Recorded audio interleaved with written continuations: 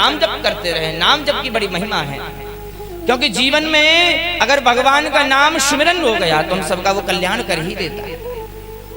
भगवान का नाम जप करो, सोते उठते जागते बैठते खड़े होते घूमते फिरते काम करते भगवान का नाम जप करते रहो। कोई भी वो क्षण, कोई भी वो पल जो व्यतीत हो रहा है वो भगवान के नाम के बिना नहीं व्यतीत होना चाहिए।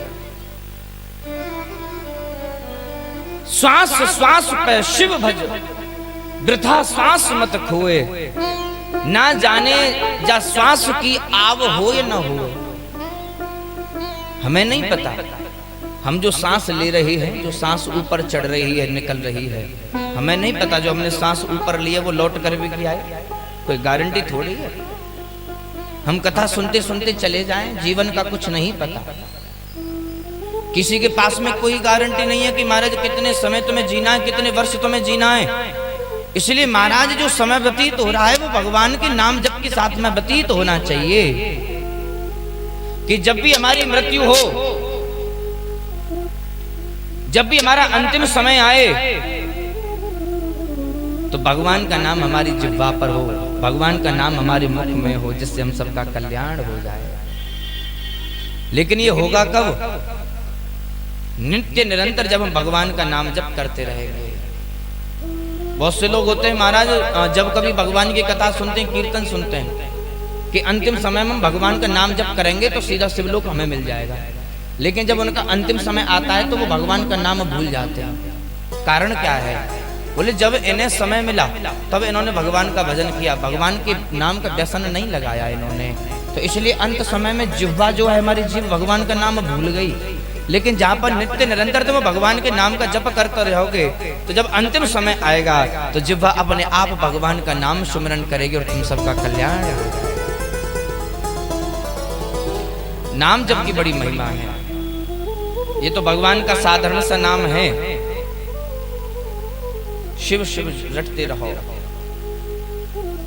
महादेव महादेव रटते रहो, नमः शिवाय रटते रहो। एक बात बताइए, जब भगवान का नाम इतना पावन है, पवित्र है, जिससे हम सबका कल्याण हो जाता है, क्यों नहीं होगा कल्याण? जब साधारण सा नाम लेने से हमारे बड़े बड़े काम बन जाते हैं, बड़े बड़े नाम बन जाते हैं, बड़े बड़े काम बन जाते हैं। एक हमें प्रसंग स्मरण में है कि एक गांव के एक बड़े जमींदार थे, बहुत बड़े जमींदार। अब उनके मारे 3 पुत्र थे। अब जो उनका जो बड़ा पुत्र था ना, तो उन्होंने एक स्वप्न देखा। स्वप्न विचार करते थे, बोले जो मेरा बड़ा पुत्र है ना, मैं उसको कलेक्टर बनाऊंगा। खूब पढ़ाई लिखाई कराई, लेकिन हुआ क्या कि वो कलेक्टर नहीं बन पाया। तो उन्होंने विचार किया हमारा तो सपना टूट गया। तो बोले क्या करें? बोले कोई बात नहीं, अपने बड़ी बेटे का नाम कलेक्टर ही रख देते हैं,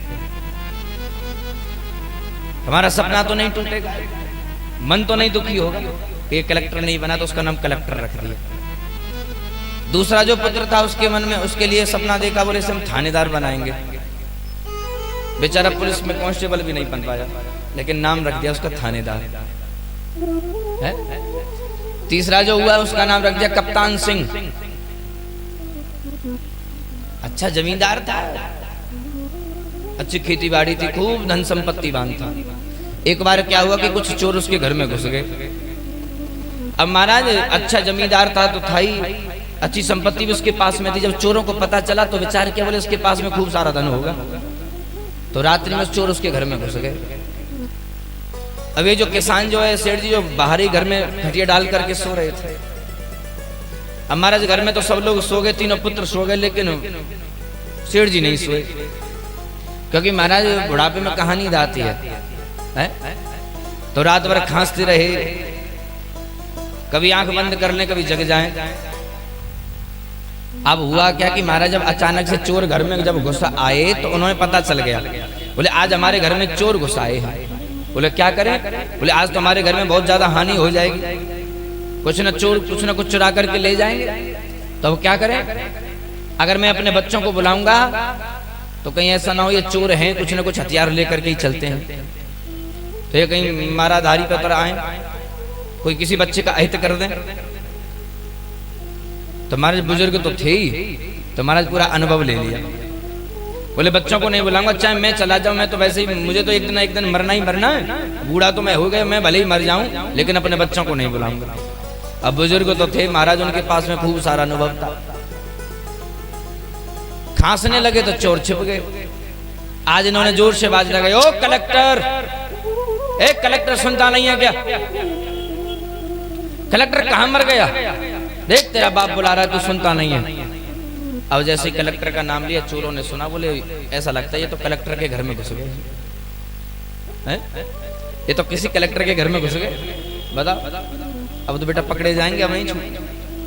अब जैसे ही थोड़ी देर आवाज लगाई, वो कलेक्टर नहीं जग करके आया, तो दूसरी आवाज लगाई, ए थानेदार, देखिए कलेक्टर कहाँ है, इसको बुला करके लेके आ, मेरे सामने लेकर के हाजिर कर मेरे सामने थानेदार को, मैं देखता हूँ। कोई नहीं सुनता। चोरों ने बेचारा, थानेदार भी इसी घर में ही, ये तो गड़बड़ हो गई। बोले थानेदार भी इसी घर में रहता है, आज तो बुरे फंस गए।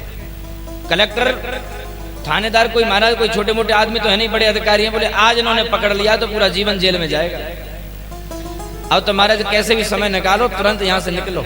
अब जैसे ही जब चोर जाने लगे तो बूढ़े ने देख लिया, पीछे से आवाज लगे, ओ कप्तान कहाँ मर गया तू, जल्दी यार कलेक्टर और थानेदार को बुला करके लाए। चोर वहां से रफू चक्कर हो गए, 9 तो 11 हो गए। बोले महाराज आज तो गलत घर में घुस गए हैं। बड़े बड़े अधिकारी चाहें तो महाराज बड़े से बड़ी चोरी पकड़ ले, चोरी भी जान देते। बोले अगर इनके हाथ अगर हम लग गए तो महाराज पूरा जीवन जेल में जाना, फांसी की सजा होनी है सीधी, इन्हीं के घर में जब घुस जाए तो। इसलिए नाम की बड़ी महिमा है। तो जब साधारण से प्राणियों का नाम लेने से हमारे बड़े बड़े काम जब बन जाते हैं, तो जो परब्रह्म परमात्मा का जो नाम है, क्या उससे हमारा कल्याण नहीं हो सकता? इसलिए हमें चाहिए हम भगवान का मनन कीर्तन करते रहें, भगवान का सत्संग श्रवण करते रहें, भगवान की कथा हम श्रवण करते रहें। जो भी कार्य करें, हमारा बार बार एक ही निवेदन है कि भगवान का नाम सुमिरन हमें करते रहना चाहिए, जिससे हम सबका कल्याण हो जाए।